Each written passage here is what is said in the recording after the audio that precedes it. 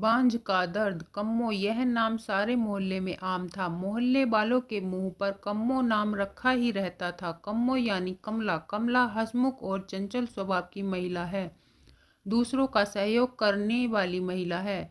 उसकी आवाज़ हर गली में गूंजती है। हर घर की महिलाएं जब तक कम्मो से बात नहीं कर लेती तब तक उनको चैन नहीं मिलता। कम्मो मोहल्ले में हर किसी से मिलनसार है। वह सुख दुख में उनका हाथ बटाती है। कमला के दो बेटे हैं। बड़े बेटे की शादी 3 साल पहले हो गई थी। उसके एक बेटा है जिससे कम्मो पूरा दिन मोहल्ले के हर घर में लिए घूमती है। कमला के घर में पूरे दिन खुशियों की किलकारी गूंजती है। कम्मो के छोटे बेटे की शादी है। कम्मो आजकल घर के काम में व्यस्त है। कभी बाजार से सामान खरीद कर लाती है तो कभी घर की साफ सफाई में। इसलिए आजकल मोहल्ले में उसका शोर शराबा कम ही रहता है। छोटे बेटे का बड़े धूमधाम से ब्याह रचाया गया। घर में खूबसूरत और गुणवान बहू आई। कम्मो उसकी प्रशंसा पूरे मोहल्ले में करती हुई नहीं थकती थी। कम्मो के घर में खुशियों का खजाना था। हर कोई उसके परिवार की प्रशंसा करते हुए नहीं थकता था। धीरे धीरे समय बीतता गया। 3 साल हो गए। कम्मो के छोटे बेटे की संतान नहीं हुई। अब कम्मो परेशान रहने लगी। हर कोई उसकी छोटी बहू के बारे में पूछते वह क्या जवाब देती। अब कम्मो छोटी बहू पर कई बार गुस्सा करने लगी थी।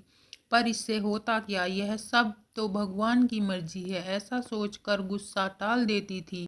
अब छोटी बहू भी परेशान रहने लगी थी। वह अकेली अंदर ही अंदर घुटती रहती थी। जब घर में इस तरह की बातें होती थी तो वह रोने लग जाती थी। अब उसे घर में सभी ताने देने लगे थे, पर छोटी बहू क्या कर सकती थी। कम्मो के द्वारा भी पूरे जतन किए गए। हर मंदिरों में जाकर उसने मन्नत मांगी परंतु सभी विफल रहीं। जिस घर में खुशियों की किलकारी उठती थी आज उस घर में मायूसी छा गई है। कम्मो का छोटा लड़का पास के शहर में नौकरी करता था। जब भी वह छुट्टी आता तो परिवार का यह दुख देखकर बड़ा दुखी होता था। वह अपनी पत्नी का दर्द अच्छे से जान रहा था, पर वह करे तो क्या करे। उसने निश्चय कर लिया कि वह अपनी पत्नी को अपने साथ लेकर शहर जाएगा। वह अपनी पत्नी को साथ ले गया। जब वह ड्यूटी पर जाता था तो वह अकेली इसी बात को लेकर बहुत परेशान रहती थी और अब अंदर ही अंदर रोने लगती थी। ससुराल में उसे हर तरीके का सुख मिला परंतु एक महिला का सबसे बड़ा दुख बांझपन होता है जो उसे देखने को मिला। यह बात उसने अपने दोस्त को बताई और उसने बताया कि आप किसी डॉक्टर की सलाह ले सकते हैं जिससे आपको संतान का सुख मिल सकता है, क्योंकि हमारे शरीर में बहुत सारी कमजोरियां होती हैं जिनका इलाज संभव है।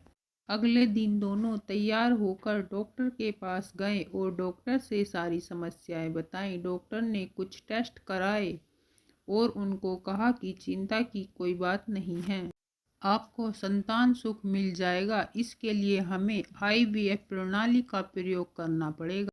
इस पर निवेश ने अपनी सहमति दी। ठीक कुछ समय बाद निवेश को पुत्र रत्न की प्राप्ति हुई। जब यह बात घर पहुंची तो घर में खुशी का ठिकाना नहीं रहा। कम्मो ने पूरे मोहल्ले में खूब मिठाई बांटी और खुशियां मनाई। जो कभी ताना देती थी उनके सर घड़ों पानी गिर गया। हर किसी की आंखों में खुशी के आंसू थे। जो कलंक निवेश की पत्नी ने कई साल तक सहा उसका आज उसे सुख मिल गया। यह कहानी उन महिलाओं की है जो ऐसी समस्याओं से जूझती हैं और किसी डॉक्टर की सलाह न लेकर देवी देवताओं पर विश्वास करती हैं।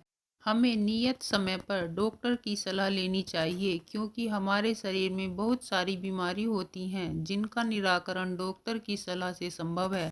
दोस्तों, आपको यह कहानी कैसी लगी प्लीज़ कमेंट करके ज़रूर बताएं और मेरी इस कहानी को लाइक और शेयर ज़रूर करें। मेरे चैनल को सब्सक्राइब करें।